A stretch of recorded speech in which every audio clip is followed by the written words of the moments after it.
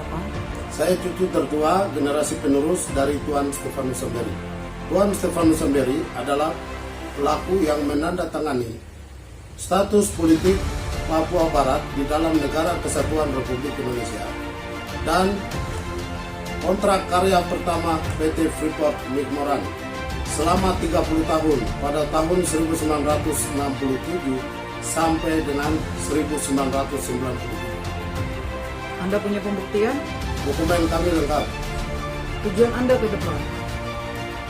Menyelesaikan masalah Papua dengan cara damai untuk menuju Papua yang damai dan sejahtera. Kalau masyarakat ingin mengetahui tentang bagaimana giat Anda selama ini untuk memperjuangkan hak-hak Anda, kita boleh lihat di mana nih? Jaring sosial? Apa Di aja? Facebook atas nama Keki Papua, Instagram, YouTube, Twitter, semua atas nama Keki Papua. Baik, terima kasih untuk informasi. Betul bahwa sekarang itu seperti dia katakan Pak Prabowo, banyak pejabat korup. Tidak salah Pak Prabowo. Bahwa ekonomi sekarang itu ada kesenjangan, tidak salah. Semua orang mengatakan itu, dan itu masalahnya dari waktu ke waktu. Bahwa banyak aset kita dikuasai asing, sejak dulu sudah begitu, tidak baru. Seperti kata Babe tadi, kata Pak Ridwan Said, itu kan penyanyinya aja yang beda. Nyanyiannya sama sejak dulu. Banyak maling penyuap, banyak elit busuk. Itu kan kampanye dari setiap pemilu, entah legislatif, entah eksekutif, kampanyenya kan ini semua. Tapi sesudah selesai, tidak ada yang bisa menyelesaikan ini. Iya kan? Iya kan, coba. Pak SBY dulu punya janji 12 langkah menyelesaikan krisis Indonesia. Nah, 15 langkah. Yang 12 itu memberantas korupsi dengan mengangkat pedang sendiri. Korupsi masih banyak zaman Pak SBY. Sama. Jadi, apa sebenarnya masalahnya? Apa masalahnya? Masalah itu ada dua, menurut saya. Pertama, karena kita ini tersandra. Tersandra oleh kejahatan jabatan masa lalu. Coba, misalnya Freeport nih. Freeport nih. Siapa orang Indonesia yang tidak mau bahwa Freeport itu jatuh ke tangan kita? Semua mau. Presiden sejelek apapun itu selalu dikampanyekan.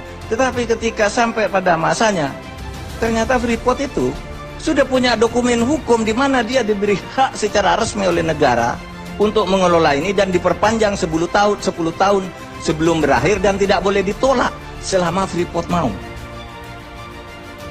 Tidak bisa disalahkan pemerintah berikutnya. Karena kalau pemerintah berikutnya maksa ke peradilan internasional. Atau mungkin diadakan invasi sepihak. Nah, itu persoalannya. Kita ini tersandra sebenarnya. Nah, oleh sebab itu cara menyelesaikan itu bukan berkampanye. Besok kalau saya jadi gubernur Papua, saya selesaikan Freeport. No. Mereka punya dokumen, sekarang tidak bisa. Kata divestasi 51% oke, mereka sehari bilang oke, 2 hari kemudian bilang tidak. Sampai sekarang. Prof Mahfud, saya nanya dikit, dokumen yang menyandera kita itu dokumen apa? Dalam soal Freeport. Dalam soal Freeport, satu dokumen undang-undang yang pada waktu itu ditandatangani dan disetujui bersama oleh DPR bersama Pak Ginanjar. Cabut Saya aja. punya dokumennya. Enggak, cabut aja tuh undang-undang. Loh, kan orang sudah terikat sebelumnya undang-undang. Di situ disebut, sebentar. Di kontra itu, di MOU itu disebutkan undang-undang, meskipun undang-undang dicabut tidak berlaku bagi Freeport. Ada, Pak. Itu Pak Ginanjar dulu yang buat. Iya. Itu berjalan sampai sekarang. Saya ketika Sudirman Said itu dikritik rame-rame, gimana Anda kok bisa melakukan itu, merugikan rakyat? Dia ketemu saya, Pak, ini undang-undangnya. Ini hasil kesepakatan DPR dan pemerintah. Ada tanda tangan Pak Ginanjar waktu itu. Saya punya dokumennya. Nggak bisa dicabut, Pak. Seperti Bapak sudah beli lalu dicabut, berlaku ke yang lain, bukan ke Bapak. Karena dia berdasar undang-undang yang sah waktu itu. Nah, ini persoalan kita, Pak. Ada hukum-hukum yang menyandera kita sampai sekarang karena kejahatan jabatan di masa lalu. Gitu. Tuh. Yang kedua memang karena moral. Moralitas kita ini bobrok sebenarnya. Sehingga apa? Nggak selesai-selesai masalah itu. Setiap muncul periode baru, muncul penjahat-penjahat baru, muncul koruptor-koruptor baru. Berkesinambungan kan, terwariskan itu moral-moral semua.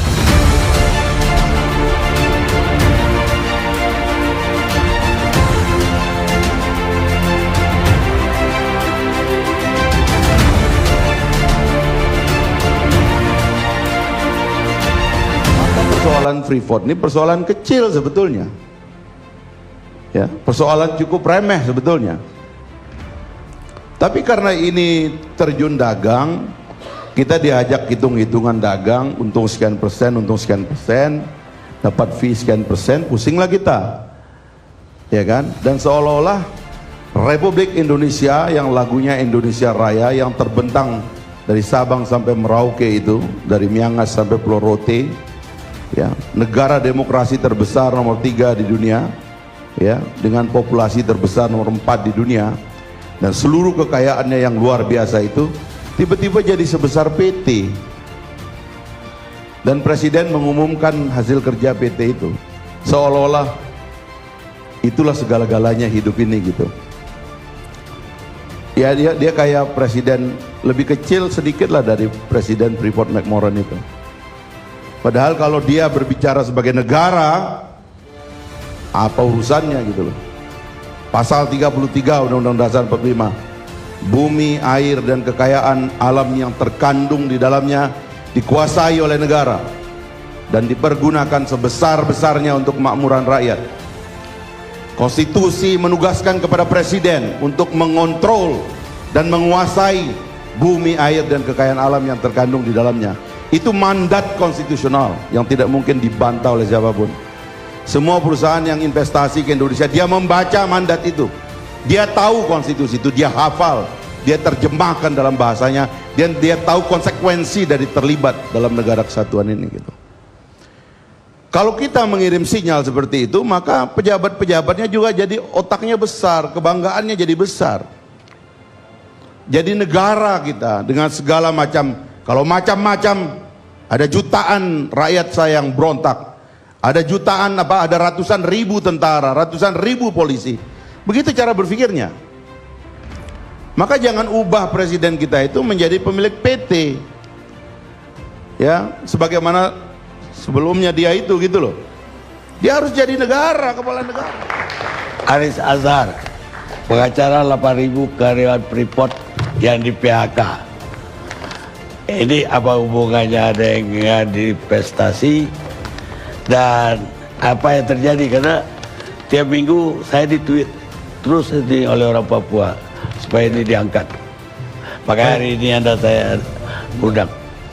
Makasih Pak Karni, selamat malam juga buat semuanya, buat pemirsa. Saya pikir ada banyak hal juga yang perlu dilekatkan dalam pembicaraan malam ini atau juga dalam topik soal divestasi. Tapi sebelum saya lanjut, saya mau bilang begini. Tadi ada pertanyaan soal apakah ini legally binding tadi ya, Pak Fuad Bawazir. Konkret aja, katanya udah beralih sahamnya ke Indonesia gitu misalnya. Kapan kita dapat untungnya? Rupiahnya kapan kita terima? Ya kan? Bulan depan dikirim nggak duitnya ke sini? Nah kita tunggu aja nih berapa hari lagi, kan sudah 4 hari nih penandatanganan. Jadi kita masih punya 26 hari untuk nunggu apakah nanti Menteri Keuangan akan mengumumkan rekening Republik ini nambah gara-gara ada keuntungan tadi itu. Jadi menguji soal itu legally binding atau tidak, mengikat atau tidak, diuji aja ada hasilnya atau enggak. Hukum kan dia harusnya bukan sekedar tertulis, tapi dia juga ada dampaknya buat orang yang memuja-muja, mengglorifikasikan tadi ya. Nah, itu satu. Yang kedua begini, pembicaraan soal divestasi mengacu ke Undang-Undang Minerba, karena di situ diatur landasan hukumnya IUPK. Tapi di Undang-Undang Minerba tidak hanya diatur soal IUPK, dia juga diatur soal lingkungan hidup. Dia juga diatur soal ketenaga kerjaan. Tadi Pak Ali Mokhtar Ngabalin, yang juga bisa namanya jadi berubah jadi Ahli Mokhtar Ngabalin, ya kan, menyebutkan bahwa transparan. Tolong tunjukkan bukti hari ini, malam ini, transparansi apa yang Anda punya dalam pembicaraan yang sudah dirayakan, yang membahas soal ketenaga kerjaan, lingkungan hidup, pajak, misalnya. Setahu saya, tidak ada saya baca di berita hal-hal tersebut. Ada 8.000 lebih, ada yang bilang 8.300, ada yang bilang 8.900. 8.000 orang sudah 15 bulan lebih di PHK. Perusahaan kalau Anda datangi pasti punya panjang sepanjang jalan dari Timika menuju ke Grasberg itu. Alasan-alasan kenapa mereka betul sekali mem-PHK. Akibat PHK-nya 8.000 orang dan keluarganya akses BPJS-nya diputus. Bank mereka untuk terima gaji itu ditutup, Pak Ali Mokhtar Ngabalin. Oke. Ya. Masih banyak lagi. Oke. Beberapa dari mereka meninggal. Rekening mereka di bank yang ditutup itu hilang duitnya. Ya kan? Mereka kehilangan rumah. Beberapa anak nggak bisa sekolah karena orang tuanya nggak punya penghasilan. Kita sudah laporkan ini. Serikat Pekerja sudah laporkan ini ke Komnas HAM. Komnas HAM sudah bikin rekomendasi, manggil Freeport, menyampaikan temuannya ke Kementerian Tenaga Kerja di Jakarta maupun di Timika, tidak ada follow up. Ya. Lalu DJSN, Dewan Jaminan Sosial Nasional, sudah membuat rekomendasi akibat dari BPJS yang diputus, tidak dihiraukan. Kita surati kantornya Pak Hanif Dakiri, kita datangi kantornya, tidak ditemui. Kita tidak ditemui. Ya. Padahal ini bukan soal sekedar bahwa ada pelanggaran hak-hak ketenaga kerjaan, tetapi juga ada soal kejahatan ketenaga kerjaan. Jadi udah masuk ke soal pidana. Negara mana? Mungkin pertanyaannya Bung Fahri tadi betul. Kalau dihadapi dengan gaya PT, urusannya jadi negosiasi. Tapi seharusnya ini melampaui sekedar urusan bisnis. Nah, di sana ada persoalan-persoalan yang negara harusnya muncul, menggunakan powernya, menggunakan hukumnya untuk melindungi warga negara. Jadi pertanyaannya sampai di situ, dalam soal negosiasi ini, Pak Karni, di mana ruangnya tenaga kerja dibahas? Tenaga kerja itu adalah warga negara Indonesia. Saya pernah datangi BKPMD, Badan Koordinasi Penanaman Modal Daerah yang ada di Jayapura di Papua. Saya dengan surat yang mengacu pada aturan hukum, saya minta data-data ketaatan perusahaan PT Freeport Indonesia. Apa yang saya dapat? Di BKPMD, setiap perusahaan di daerah itu harus membuat laporan berkala. Informasi keterangan yang saya dapat, laporan berkala itu tidak ada. Apa yang saya dapat, ternyata PT Freeport Indonesia tidak pernah membuat laporan terhadap pemerintah daerah Papua, Provinsi Papua. Soal ketenaga kerjaannya, soal tenaga kerja asingnya, bagaimana mereka bayar pajak. Sedikit saya gambarkan, bukan sekedar PHK, bukan sekedar BPJS, bukan sekedar bank Papuanya, rekening banknya yang ditutup, tetapi juga soal keamanan kerja. Apa kita tahu bahwa operasionalnya PT Freeport di atas sudah dilengkapi dengan sejumlah izin? Izin, ada open pit, ada underground. Info yang saya dapat langsung dari para pekerja, underground itu tidak ada izinnya. Ada izin untuk membobok, ngambil, ada izin untuk mengambil emasnya. Dua hal izin yang berbeda di antara izin-izin yang lain. Jangan-jangan izinnya hanya izin untuk membobok, mengambil, tapi apakah boleh mengambil emasnya? Nah, ini semua tidak pernah diperiksa. Itu satu, soal ketenaga kerjaan. Yang kedua, saya bingung. Ibu Siti Nurbaya ikut hadir dalam penandatanganan. 2 bulan yang lalu saya baca di media nasional, ditulis KLHK besar-besar menemukan pencemaran lingkungan oleh Freeport. Saya cari informasi, datang ke kantor KLHK, diafirmasi berita tersebut, bahkan saya disediakan informasi bahwa mereka akan memberikan sanksi. Dari informasi itu sebetulnya sudah ada sanksinya, tetapi belum dijalankan oleh PT Freeport. Saya belum dapat itu surat yang memberikan sanksi tersebut, saya masih minta. Sanksi itu terkait dengan tiling. Yang tilingnya saja banyak negara-negara yang mau beli. Tetapi bukan soal dalam hitungan bisnis, tetapi dalam hitungan soal lingkungan hidup, dia sudah merusak wilayah terutama laut atau air. Baru-baru ini ada putusan Mahkamah Agung tentang pajak air yang tidak dibayar oleh Freeport, PT Freeport Indonesia. Nah, tapi sayangnya Mahkamah Agung memenangkan, padahal itu tagihan dari pemerintah Provinsi Papua terhadap Freeport. Dalam beberapa tahun PT Freeport tidak pernah bayar pajak air, hanya pajak air. Itu jumlahnya sampai 4 triliun, bayangkan 4 triliun. Nah, jadi sampai di situ ceritanya, mudah-mudahan betul bahwa orang Papua bangga dan senang seperti tadi Pak Ali Mokhtar Ngabalin bicarakan. Tapi saya mau kasih kabar juga, mohon maaf dan ini kabar buruk, orang-orang yang dipecat, orang-orang yang terdampak dari lingkungan hidup, itu adalah orang-orang Papua, orang-orang Komoro, Amume. Mereka hidupnya susah, mengais, mencuri-curi dari tetesan lubang pipa. Yang Pak Karni tahu, kalau lubang pipa itu meledak, dia bisa membelah badan kita. Karena tekanannya besar dari atas gunung menuju ke dermaga di bawah laut. Jadi memang kalau dibilang ada smelter dipisahkan lain, nggak ada. Yang diambil di open pit atau yang diambil dalam underground, itu langsung masuk dalam pipa dan diterima di pelabuhan. Dan kepala pelabuhannya, saya punya fotonya. Kepala pelabuhannya, hakimnya, adalah orang-orang yang digaji oleh PT Freeport. Jadi kalau Pak Fahri tadi mau tanya bagaimana bertindak sebagai negara, nggak ada negara. Karena data yang saya punya, meskipun tidak banyak, saya menemukan negara itu adalah karyawannya PT Freeport. Jadi bahwa ini kabar gembira divestasi Freeport, harusnya kabar gembira, harusnya. Tapi saya kadang-kadang juga menyayangi diri saya, kenapa saya tahu ya bahwa ini bukan kabar gembira, karena ada 8.000 orang plus keluarganya yang menderita.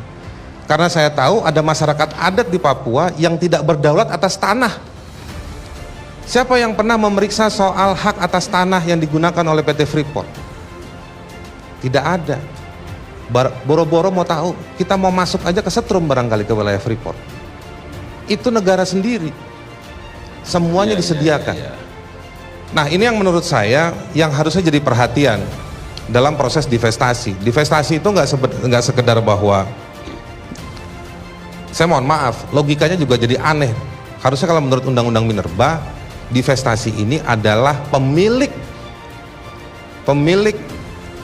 tambang tadi itu, pemilik tanah, kedaulatan terhadap tanah tadi itu, yang mengatur. Makanya dibilang izin. Diizinkan engkau PT Freeport untuk berusaha, harusnya begitu. Bukan kita merame-rame membicarakan kita berhasil negosiasi 3,5 tahun, presiden bilang ini proses yang lama. Loh, kenapa jadi berkeluh kesah presiden? Presiden pernah membanggakan atau para pendukungnya pernah membanggakan bagaimana presiden itu berhasil negosiasi untuk bukan menggusur tapi menggeser sampai 46 kali makan siang. Harusnya proses ini ya bagian dari proses yang normal. Jangan dibangga-banggakan. Kenapa? Seolah-olah mau bilang bahwa tim saya, menteri-menteri saya capek dan lelah bekerja untuk negosiasi. No. Ada orang yang lebih capek. Ada orang yang dikriminalkan, dimasukin penjara hanya gara-gara dia demo menuntut haknya sebagai tenaga kerja, dimasukin ke penjara sama oknum polisi, dibawain ular, ditakut-takutin. Apa itu bukan capek? Bukan. Stres. Dia berpikir waktu itu dia mati, bukan sekedar capek. Nah, ini masalah-masalah kayak begini sudah disurati kantor Kementerian Tenaga Kerja, sudah disurati itu kantornya Jonan. Saya dapat informasi yang sangat valid bahwa waktu akhir tahun lalu kita kirim surat ke Menteri SDM meminta kejelasan kementerian bagaimana sikapnya terhadap para tenaga kerja. Dia lihat surat kita, lalu dia letakkan di atas meja, lalu dia tidak bicara apa-apa. Hanif Dakiri tidak bicara apa-apa. Kanwil tidak bicara apa-apa. Lebih banyak merepresentasikan kepentingan perusahaan.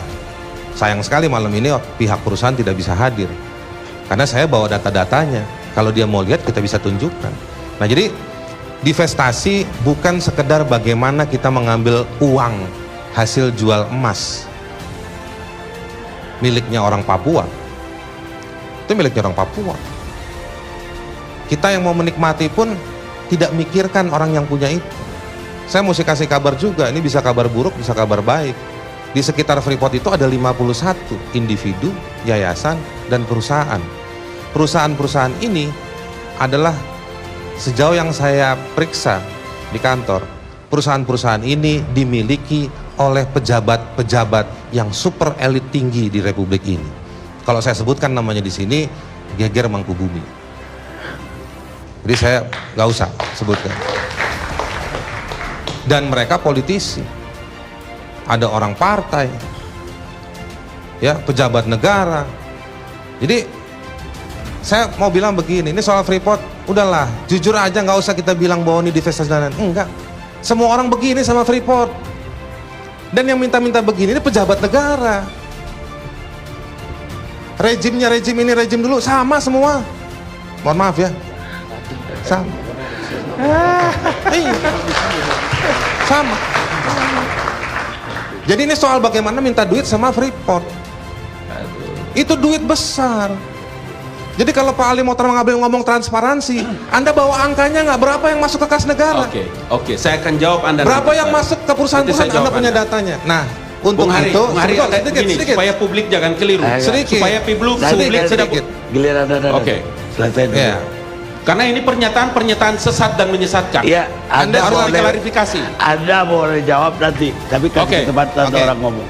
Nah, sekarang soal usul bagaimana? Tadi Pak Fuad sudah mengakui bahwa kesalahan dia di masa lalu jangan sampai terulang. Saya tidak setuju kalau misalnya masa lalu biarkanlah berlalu dan jadi pelajaran, tidak.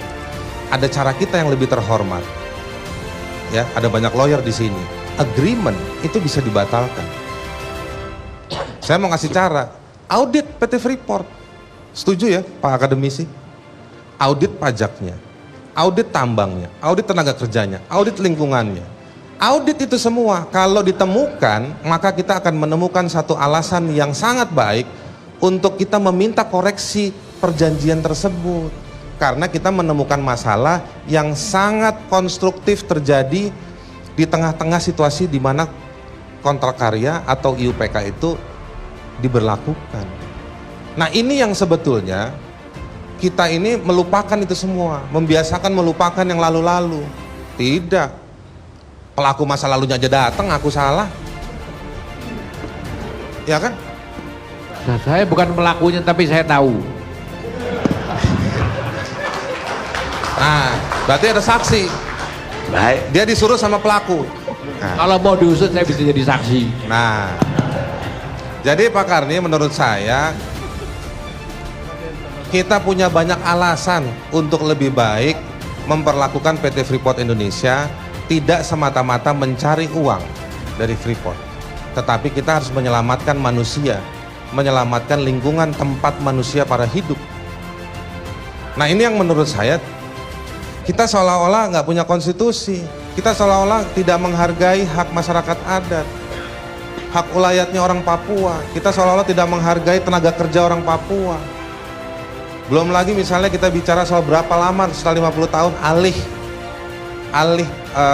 alih porsi tenaga kerja itu dari orang asing ke orang Indonesia, terutama ke orang asli orang Papua. Berapa banyak teknologi yang sudah bisa dilaksanakan oleh mereka. Nah, ini semua kita nggak pernah tahu datanya. Jadi Ya, kalau tadi saya meminta transparansi ya, dari Pak Ali Mohtar Ngabalin, bagus sekali. nanti Tapi Saya akan jawab. data BKPMD tidak. Imam Al-Ghazali, seorang hujatul Islam yang sangat terkenal itu pernah mengatakan begini, fasadul ra'iyah bi fasadil umaro, wa fasadul umaro bi fasadil ulama, wa fasadul ulama bi hubbil mal. Rusaknya masyarakat, rusaknya tingkah laku masyarakat itu di dalam bernegara karena pemerintahnya yang rusak. Pemerintah itu rusak karena ilmuwannya rusak. Ilmuwan itu rusak karena ilmuwan itu cinta harta, sehingga tidak objektif, cinta kedudukan. Nah, barangkali hal ini perlu kita renungkan. Jangan-jangan ini yang sedang terjadi di Indonesia, di mana rakyat bersikap brutal di dalam berbagai peristiwa sehari-hari. Juga peran ilmuwan sekarang ini banyak sekali diragukan, karena nampaknya mereka itu tidak mengeluarkan atau memberi fatwa, memberi pendapat berdasar pandangan objektif ilmiah, tetapi seringkali berdasar pesanan, seringkali berapa uang dia dapat untuk mengeluarkan satu pendapat hasil penelitian, hasil survei atau hasil apapun.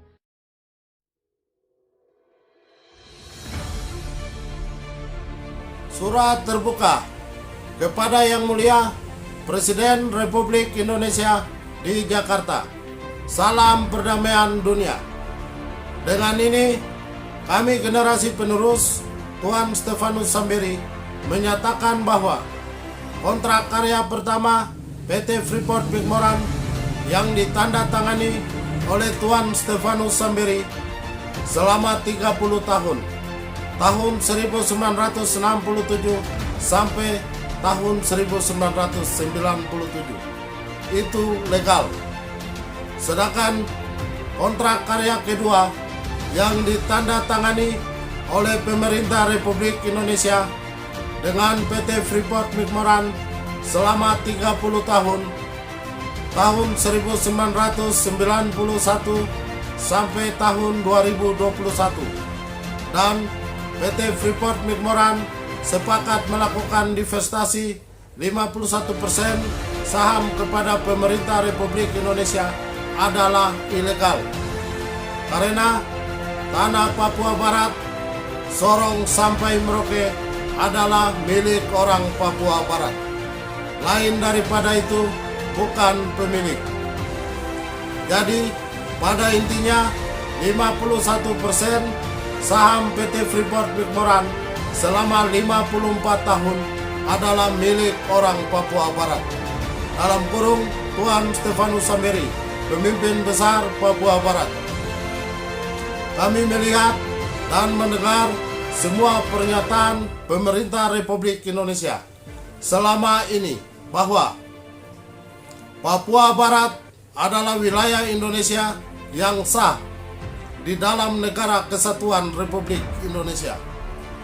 Maka itu kami meminta kepada Presiden Republik Indonesia sebagai bintang 5 mengambil sikap untuk perintahkan Panglima Tentara Nasional Indonesia dan Kepala Polisi Republik Indonesia untuk mengirim pasukan ke Kabupaten Mimika, Papua Barat untuk segera menghentikan sementara seluruh aktivitas yang dilakukan PT Freeport McMoran dan melakukan perundingan dengan kami terkait 51% saham PT Freeport McMoran selama 54 tahun yang masa kontrak karyanya berakhir di tahun 2021. Setelah melakukan perundingan, maka kontrak karya ketiga akan tetap diperpanjang. Hal tersebut di atas akan membuktikan status politik Papua Barat sah di dalam Negara Kesatuan Republik Indonesia atau tidak sah. Karena kontrak karya pertama PT Freeport McMoran berkaitan langsung dengan status politik Papua Barat di dalam Negara Kesatuan Republik Indonesia. Dan Undang-Undang Minerba jelas mengatur pemerintah Republik Indonesia harus memiliki saham tanpa harus dibeli.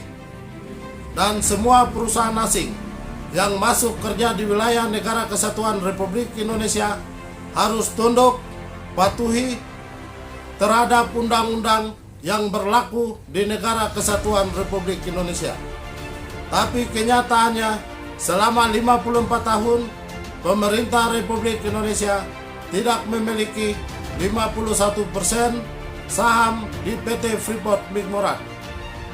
Yang lebih parahnya lagi, pada tahun 2018 pemerintah Republik Indonesia melalui badan usaha milik negara, dalam hal ini PT Inalum, membeli 51% saham dari PT Freeport McMoran. Demikian surat terbuka ini kami buat. Atas pengertian dan kerjasamanya kami ucapkan terima kasih. Jayapura, 20 April 2021. Hormat kami, Yakobus D. Samberi, generasi penerus Tuan Stefanus Samberi. Terima kasih.